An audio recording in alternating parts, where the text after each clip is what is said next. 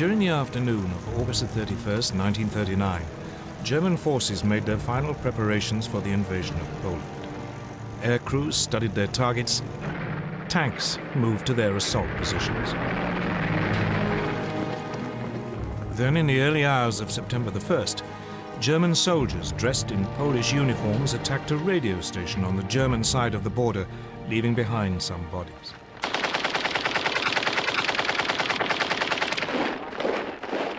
This was the aggression which Hitler later used to justify his attack.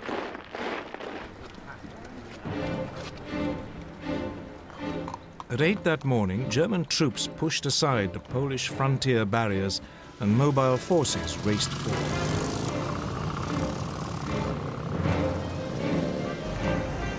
Two days later, on September the 3rd, Britain and France declared war, honoring their promise to stand by Poland. But by then, the Poles were in deep trouble. They were not only outnumbered, but facing a new form of warfare for which they were ill-prepared. Blitzkrieg.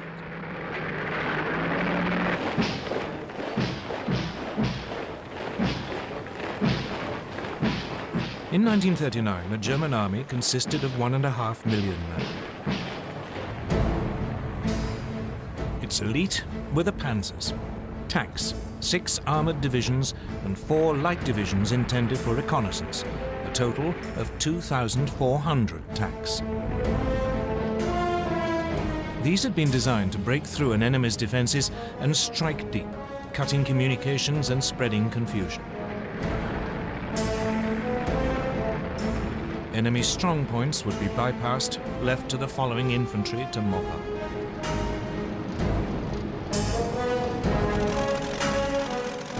The new German Air Force, the Luftwaffe, was also designed for blitzkrieg.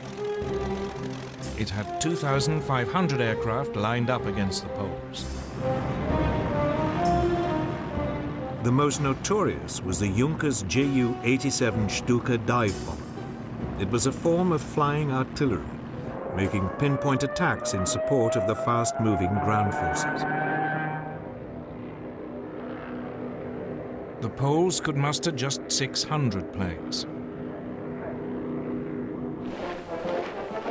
On the ground, it was just as bad. Poland's army was just 500,000 strong. It had only 880 tanks. It even had 11 brigades of cavalry, lances and horses against army. But it wasn't just numbers that gave the Germans their advantage.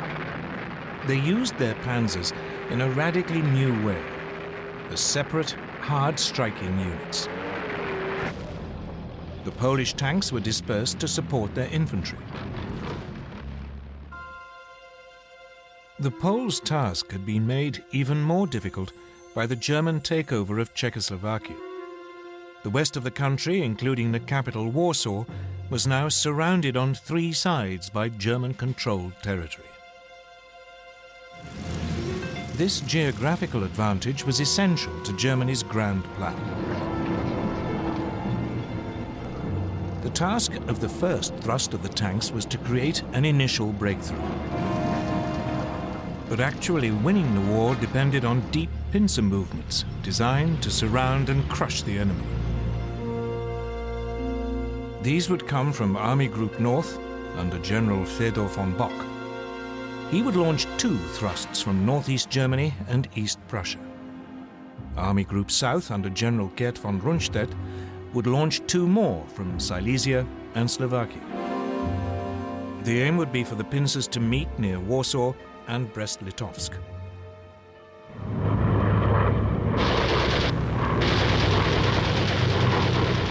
From the start, it went well for the Germans.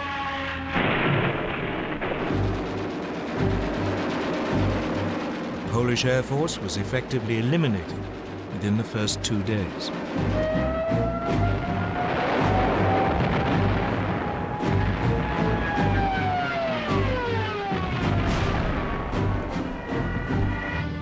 Panzers cut through and struck deep. the Stukas and medium bombers proved devastatingly effective.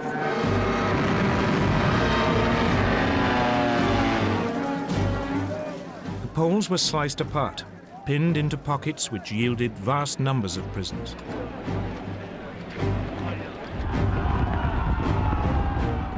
Legend has it that some Polish cavalry units gallantly tried to attack the panzers,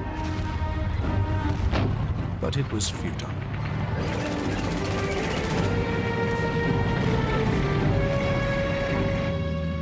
They were just brushed aside. By September the 8th, the inner pincers had met up. German troops were advancing on the outskirts of Warsaw. On September the 17th, the outer pincers met at Brest-Litovsk.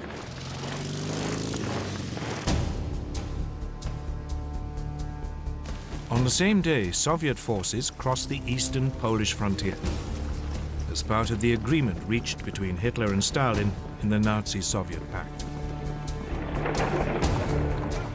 The Polish army was now in full retreat, its government fleeing abroad. Warsaw, however, fought on.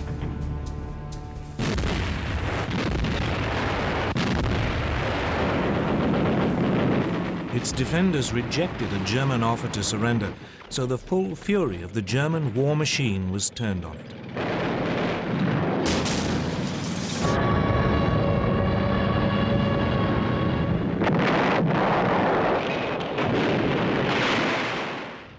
Watching it all was Adolf Hitler, who had followed close behind his conquering army.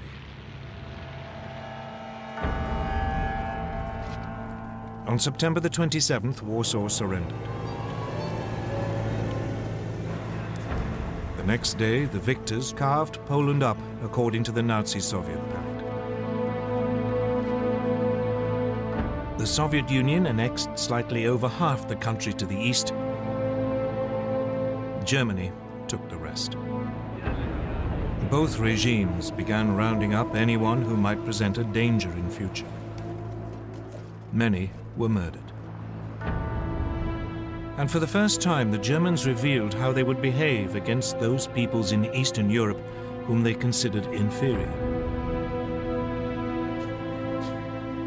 They sent in the Einsatzgruppen, special SS squads, to round up Jews.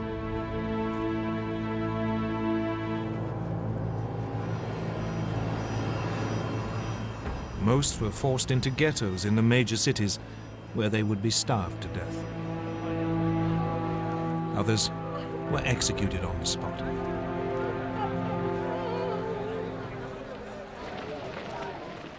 This was not, however, the end of the Polish army.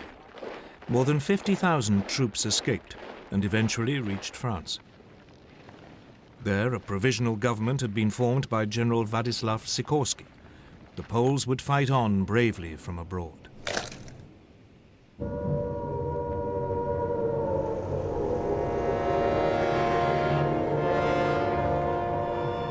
In Britain, the air raid sirens had sounded within minutes of Prime Minister Neville Chamberlain's announcement that hostilities had begun. In fact, despite their politicians' guarantees of Polish sovereignty, Britain and France had done very little to help Poland. As Hitler had gambled, they had no idea what to do once they had actually declared war. Both countries had begun mobilization. Air raid precautions were speeded up. Anti-aircraft guns were placed in major cities. Shelters were erected. Soon, children were being evacuated. Everyone had to carry gas masks, and a blackout was introduced. The British Army began to deploy its 100,000-strong expeditionary force to northern France. French troops did advance a little way inside the German border, but they refused to move beyond the protective cover of artillery range. The initiative was still firmly in Hitler's hands. And he at least knew precisely what he was going to do next.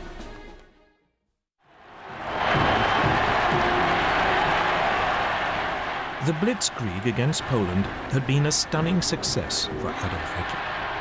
He had subdued an entire country in less than 4 weeks, and he was hungry for more. So he ordered his generals to plan to attack the British and French in November 1939, less than 2 months after the fall of Poland. His general staff was appalled.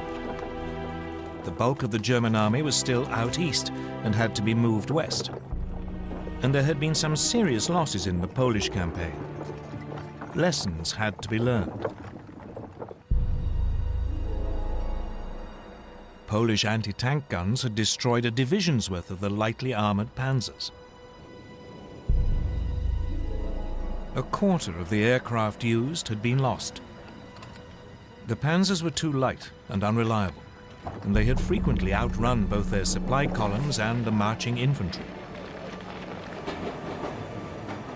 Reluctantly, after furious arguments, Hitler agreed to wait until the following spring.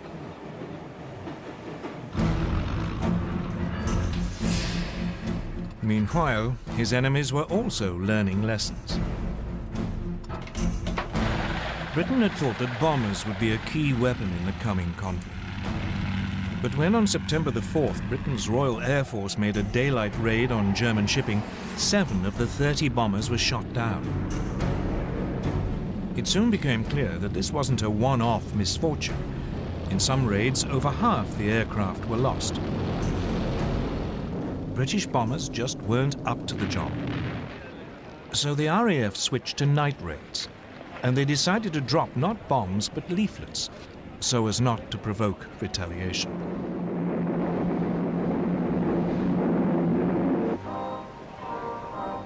So, with the Blitzkrieg stalled and the air war quiet, the focus now went to the one remaining arena, the sea. Germany's navy was still in the middle of an ambitious building program that wasn't due to finish until 1948. The commander of its submarine arm, Admiral Karl Dönitz, planned to cut Britain's supply routes across the Atlantic. For this, he wanted 300 ocean-going submarines, but he had just 38. Nevertheless, Dönitz ensured that all available U-boats were at sea on September the 3rd, the first day of the war against Britain. That evening, believing it to be an armed merchant cruiser, U-30 sank the liner Athenia without any warning.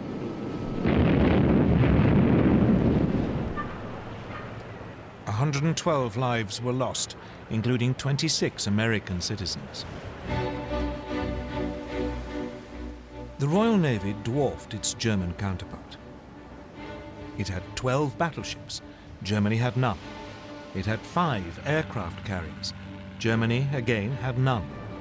So after the Athenia, Britain declared a total blockade of German ports. But for all its size, the Royal Navy had too few escort vessels. Many merchant ships had to sail alone. And by the end of 1939, more than 100 had been sunk.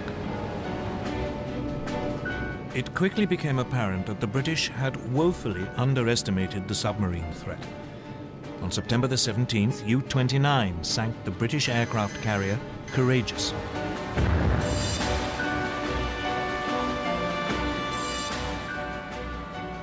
On October the 14th, the battleship Royal Oak was sunk when U-47 slipped through the defenses of the British main fleet base at Scapa Flow in the Orkneys.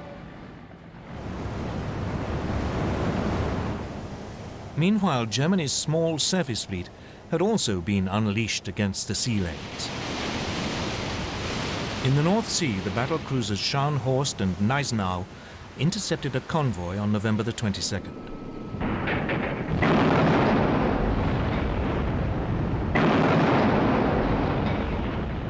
They sank its escort, the armed merchant cruiser Rawalpindi. But it was the pocket battleship Graf Spee which caused the greatest problems.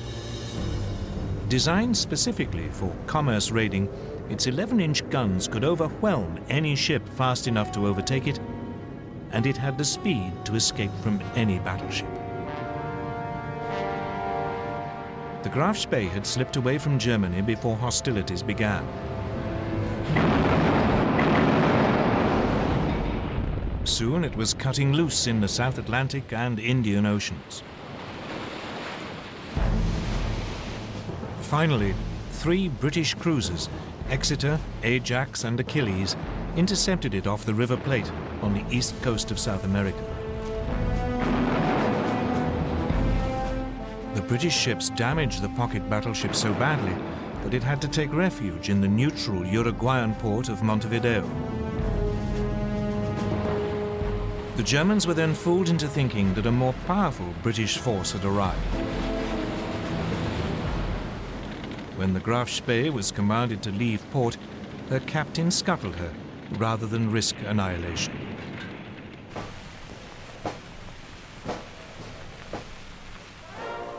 Back home, the Royal Navy crews were feted as heroes. But this was just about the only obvious success enjoyed by the British or French armed forces during the winter of 1939. Though the British did enjoy one secret victory in the technological war, which was to prove vital.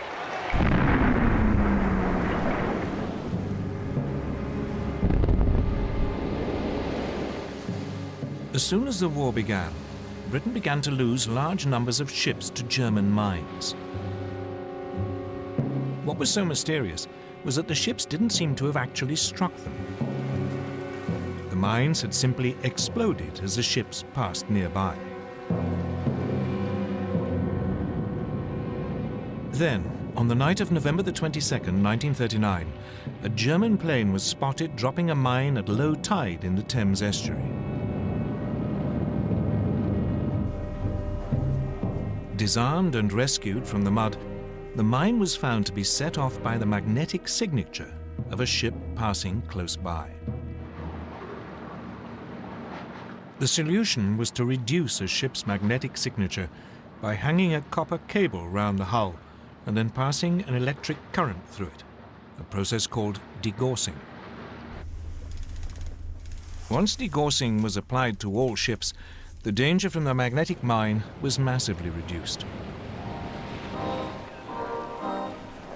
But otherwise, as 1940 began, the war was quiet. The two sides did little during the winter except to patrol, train, and try to keep warm, for it was a particularly cold one. An American journalist called it the Phony War. For the Germans, it was the Sitzkrieg.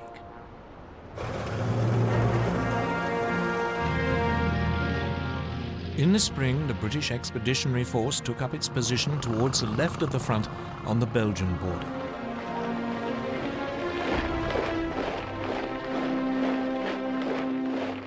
But it was dwarfed by its French ally. France had some 100 divisions along the Belgian and German frontiers or in reserve nearby.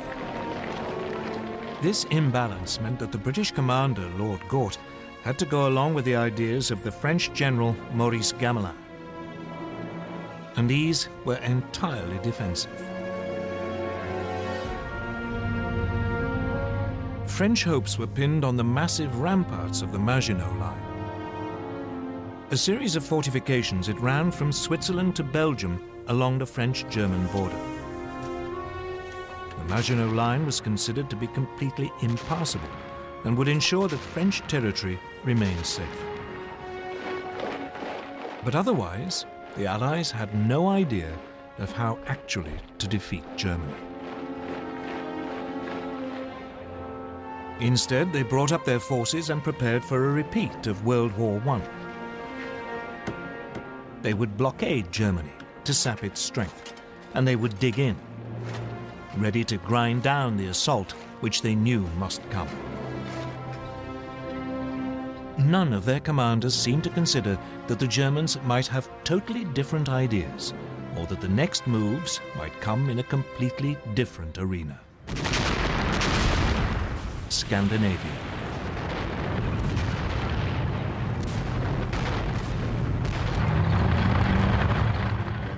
November the 30th, 1939, a new theatre of war was opened up.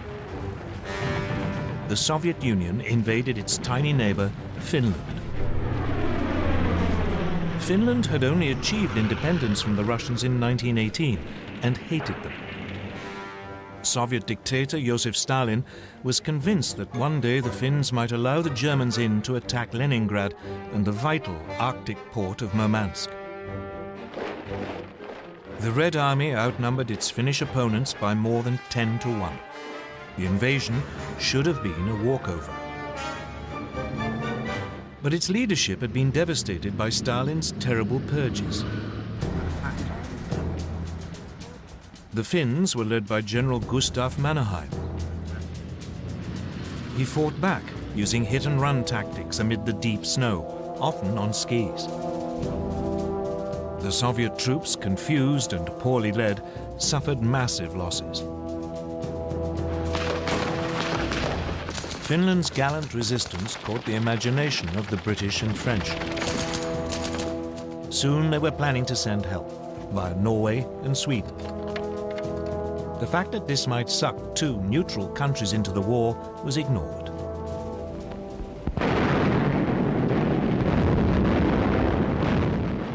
But a renewed Soviet offensive at the beginning of February broke the Finnish defensive line. In early March, the Finns had to cede territory to Stalin. By now, Hitler too had become interested in Scandinavia. The Nazi war machine relied on iron ore from Sweden. In the winter months, the only way it could get to Germany was via the Norwegian port of Narvik. If the Allies landed in Norway, this vital supply could be cut off. So he ordered plans to be prepared for an invasion of Norway. Denmark, which was in the way, would also have to be seized. The Norway theatre heated up on February the 16th, 1940. The British destroyer Cossack boarded the German supply ship Altmark in a Norwegian fjord to release prisoners.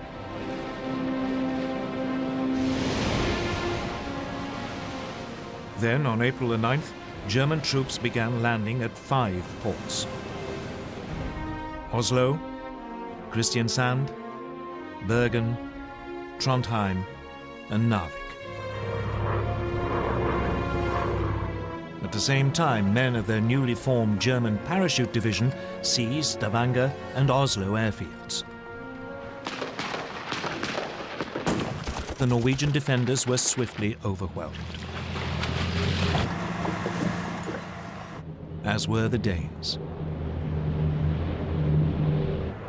German forces occupied their country within 24 hours. In Norway, the Germans moved swiftly to link up their beachheads and seize all the major towns. In the air, the Luftwaffe had total control. The Allies now responded. A landing force was dispatched to recapture Narvik. French and Norwegian forces achieved this on May the 28th. But a substantial German force was now approaching. So 6 weeks later, the Allies abandoned Norway to its fate.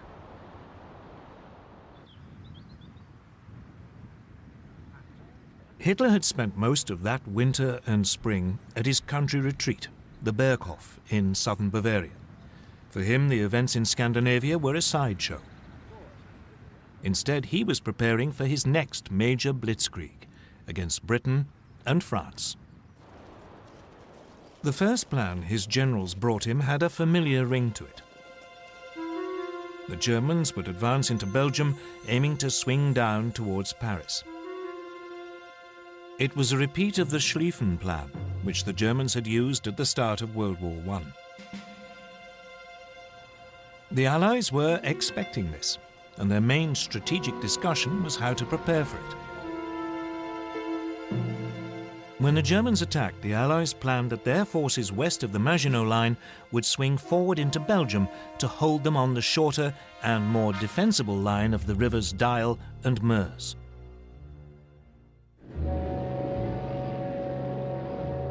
Then, on January the 10th, 1940, a German liaison aircraft lost its way and crashed in Belgium.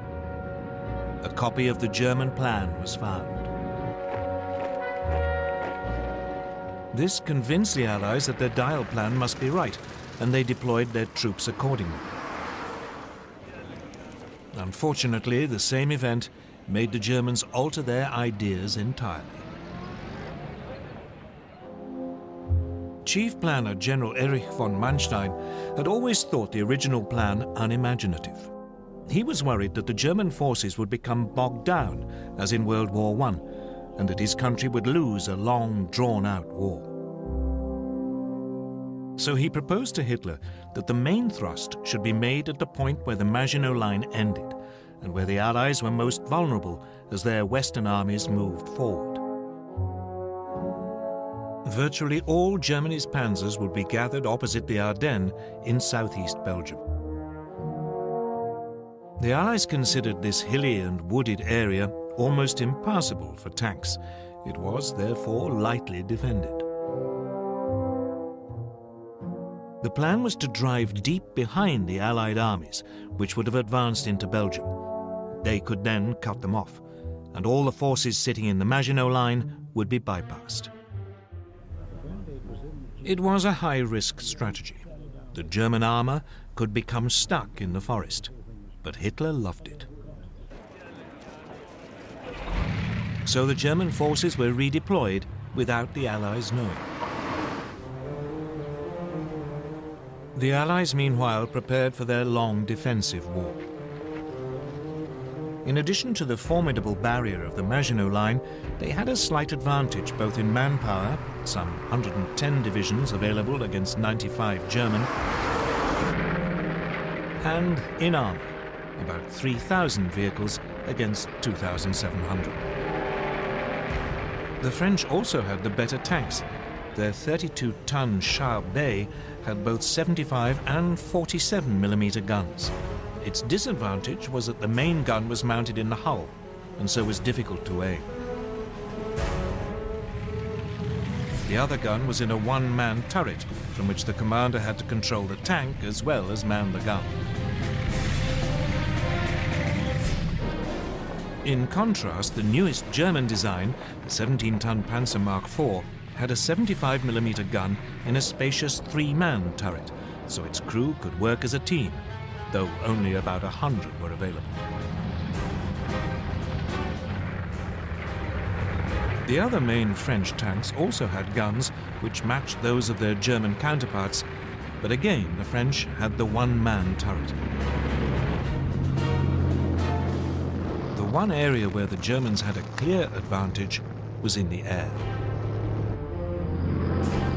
The Luftwaffe had 2,000 bombers, the Allies just 800. The Luftwaffe had 4,000 fighters, including the ultra-modern Messerschmitt Bf 109.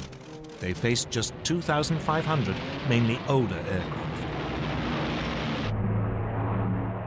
The Royal Air Force did have about 800 excellent Spitfire and Hurricane fighters, but it was keen to keep them for home defense. But the main difference between the two armies was in philosophy. Everything the Germans did was focused on the possibilities of blitzkrieg. All their armor was grouped in 10 independent panzer divisions. But the French were preparing for a repeat of the static fighting of World War I. They saw tanks as infantry support and distributed them piecemeal instead of concentrating them. They had noticed the success of Germany's panzers in Poland, so they were assembling 3 armored divisions. But by the start of hostilities, none was fully operational. 2 totally different ways of military thinking were about to go head-to-head. Blitzkrieg against static warfare. summer of 1940 would soon show which was correct. On May the 10th, 1940, Winston Churchill became Prime Minister of Britain. He couldn't have picked a worse day. That was the day Hitler chose to launch his blitzkrieg against France and Britain. At dawn, a whole German airborne division parachuted into Holland to seize bridges and airfields. Simultaneously, the massive Belgian fortress of Eben-Emael was assaulted. Paratroop engineers were dropped on top by swooping German gliders. They swiftly silenced its guns. Meanwhile, the Luftwaffe attacked Dutch and Belgian air bases. Then the frontier barriers were pushed aside. And Hitler's Army Group B, under General Fedor von Bock, now drove into Holland and Belgium.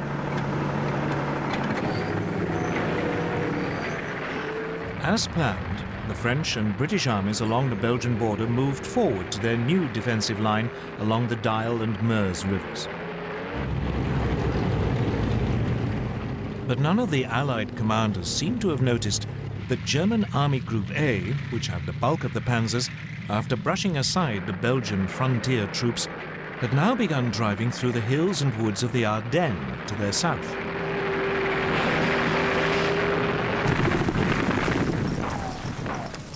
Meanwhile, the Germans were pushing rapidly through Holland.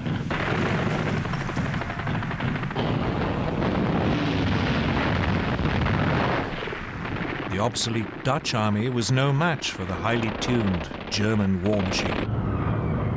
And it was under continual heavy air attack by the Luftwaffe, which roamed the skies unchallenged. On May the 14th, the Germans demanded the surrender of the port of Rotterdam. A large force of bombers took off as the Dutch hesitated. While they were airborne, the Dutch agreed to surrender the city, but apparently a recall message never reached the bombers.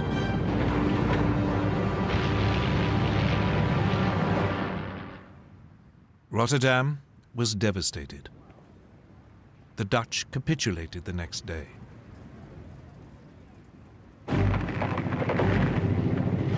Then came the hammer blow. The thing that British and French planners had thought impossible had happened. German panzers were through the Ardennes and had reached the Meuse by the evening of May the 12th.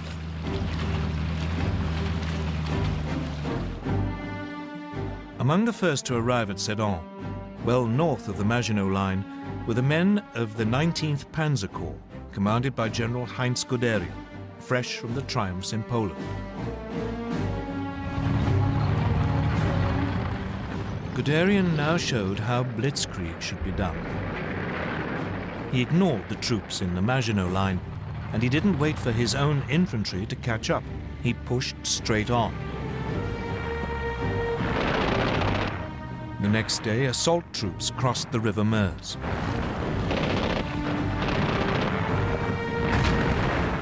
Engineers began building bridges for the armor while under heavy French fire.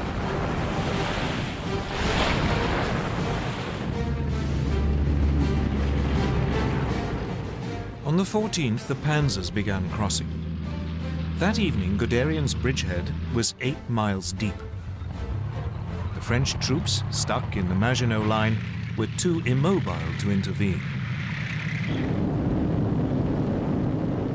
Allied bombers made despairing attempts to destroy the German bridges.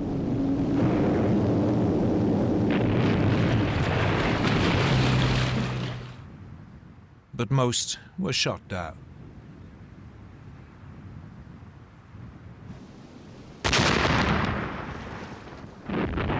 All the while, German artillery pounded the French defenses while the Stukas screamed in.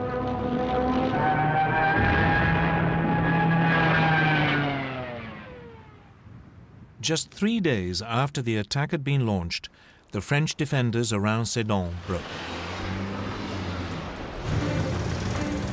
Guderian's panzers began racing westwards. By nightfall, they had advanced more than 40 miles behind the northern group of Allied armies. These had been holding firm on the Dial line, but now the French Supreme Commander, General Gamelin, realized that they were about to be encircled. He ordered them to fall back. This sudden decision to withdraw bewildered the Allied troops, who had no idea what was going on behind them. As they fell back, they were hindered by a growing flood of refugees clogging the roads. That day, the French Prime Minister Paul Reynaud phoned Churchill. He said, "We are beaten. We have lost the battle." But for all the brilliance of the Blitzkrieg, the Germans were vulnerable. As the panzers raced westwards, they created an ever longer corridor just a few miles wide. The Allies realized that this was open to counterattack. The bulk of the German army was still totally dependent on horsepower or its own feet for transport, so the gap between the rampaging panzers and the follow-up infantry grew with every hour. On May the 17th, Colonel Charles de Gaulle, commander of one of the newly formed French armored divisions, made the first of 2 attempts to cut through the German line near Crécy. But the cumbersome French command system meant that units were sent into battle piecemeal, not in a coordinated thrust.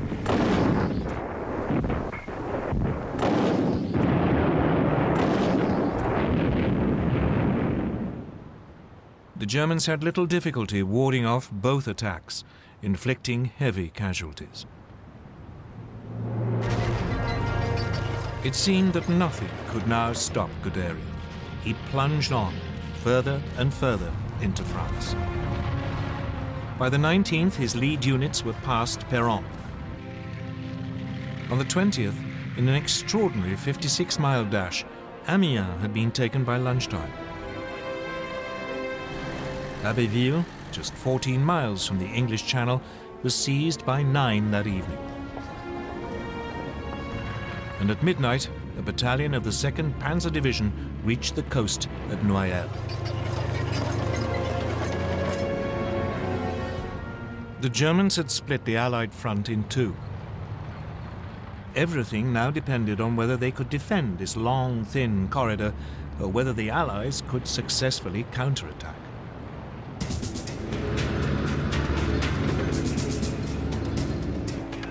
So now the British got ready to break the German lines. On May the 21st, 2 armored battalions prepared to launch an attack south of Arras.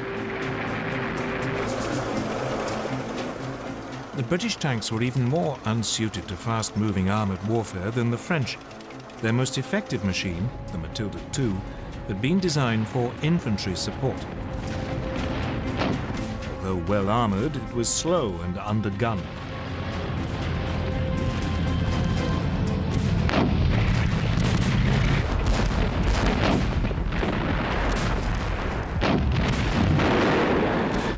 The Germans had little trouble in repulsing the attack. But it did have an effect. By now, the German High Command were becoming worried by their extended lines of communication. So, for the time being, driving south into the rest of France was put on hold until the infantry had caught up. The priority was to turn north and eliminate the British Expeditionary Force and the French First Army fighting beside it. On May the 22nd, Guderian and the panzers began their attack to destroy the Allied armies. These were now pulling back to the ports of Boulogne, Calais, and Dunkirk, but they were trapped. On May the 23rd, General Alan Brooke, commander of British II Corps, wrote, "Nothing but a miracle can save the British Expeditionary Force." 2 days later, the Germans seized Boulogne.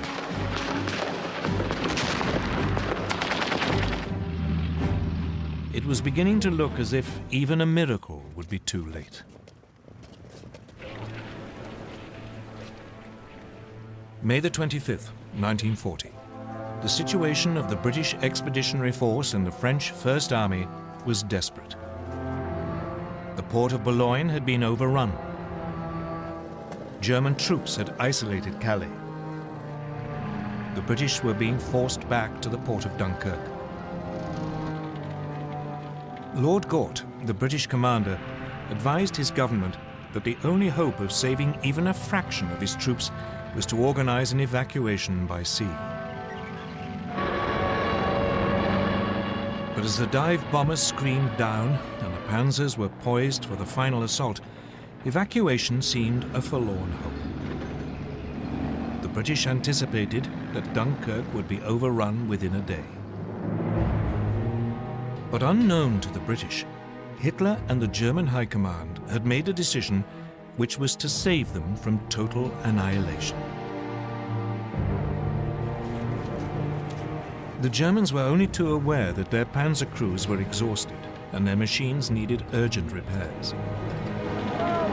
Those attacks by de Gaulle and the British may have failed, but they have shown very clearly how vulnerable the German lines of communication were.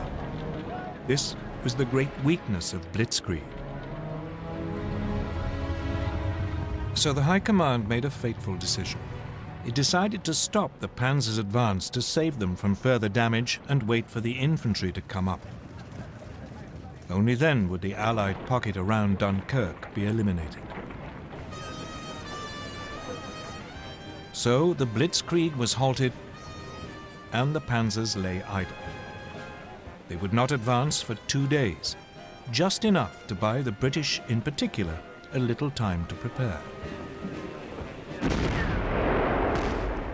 As the tanks waited, the only major action was in Calais. There the British and French garrison refused to surrender. Instead, they had to be overrun in 3 days of bloody hand-to-hand fighting. When the panzers got going again 2 days later on May the 26th, the weather had changed.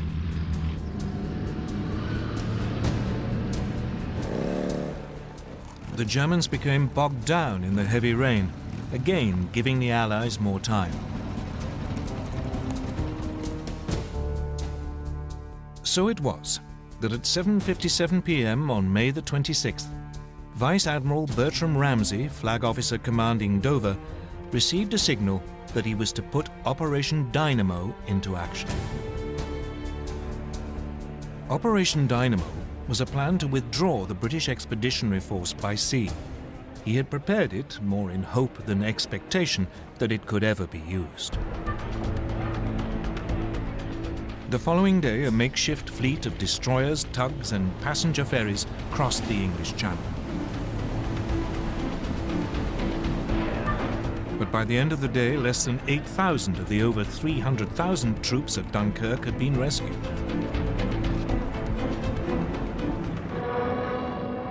The port was under such heavy air attack that it could not be used. And the ships could not get in close enough to the beaches.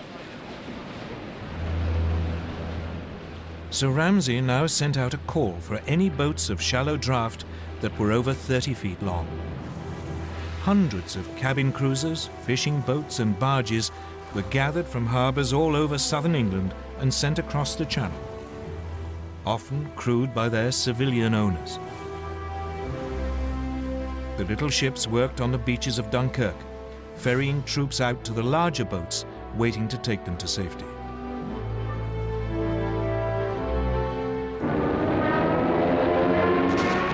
All the time they were under constant air attack. The British Air Force threw every fighter it possessed into the battle to drive the Luftwaffe off.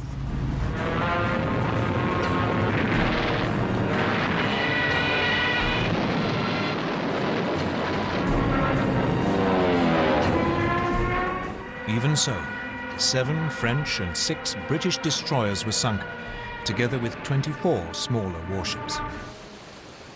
A quarter of the 665 small boats never got home. But when the evacuation was halted on June the 4th, over 300,000 men, 41% of them French, had been rescued.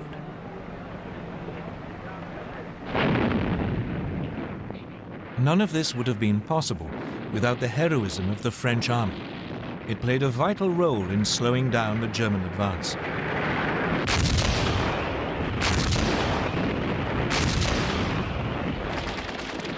The French rearguard didn't leave its positions around Dunkirk until the last boats had pulled away from the beaches.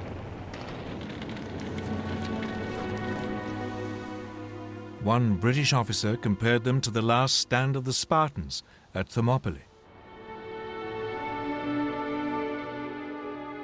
Even so, the British army had lost most of its heavy weapons.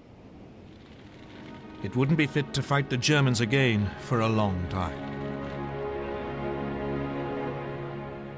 France still had to fight on, but it had lost more than half its army. Against them, the Germans had 92 divisions, including masses of armor.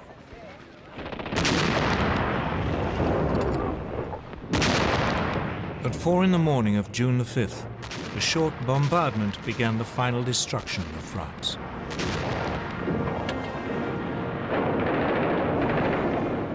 Assault troops crossed the Somme and the Aisne. At first, the French resistance was fierce, and the Germans struggled to break out of their bridgeheads. But, once again, the Luftwaffe helped crush the defenses. Soon the panzers were pushing south, and the trickle of surrendering French troops turned into a flood. By the 9th, the panzers had reached the River Seine, and the infantry were only a few hours behind. Once across the river, the Germans fanned out into the interior of the country. On the 14th, the German army marched into Paris.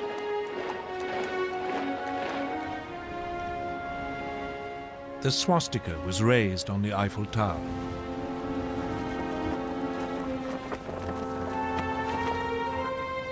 Hitler had secured the prize which had eluded the Kaiser in 1914. The Parisians could only watch in stunned horror. Throughout the period of the French collapse, Winston Churchill paid 5 visits to France, trying to bolster French resistance. On June the 16th, he even offered Paul Reynaud a union with Britain if France stayed in the fight. But it was too late. Reynaud's cabinet rejected the proposal, and the Prime Minister resigned that evening. He was succeeded by Marshal Philippe Pétain, who immediately asked the Germans for an armistice.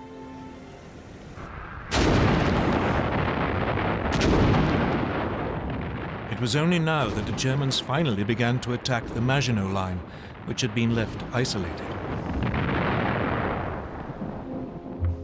After a heavy artillery bombardment, the French defenders offered only token resistance before the German troops occupied the forts.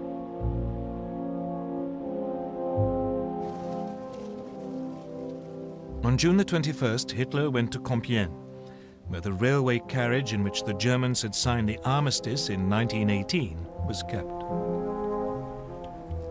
As a French delegation entered the carriage, he handed them his terms and then left. The French insisted on consulting their government, but the next day they were told that if they didn't sign immediately, the panzers would roll again. They signed, and the humiliation of France was complete.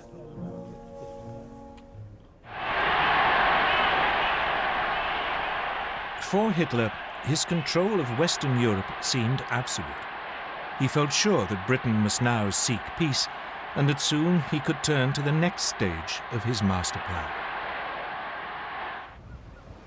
But even though the Blitzkrieg had achieved so much so fast, it hadn't won him the war.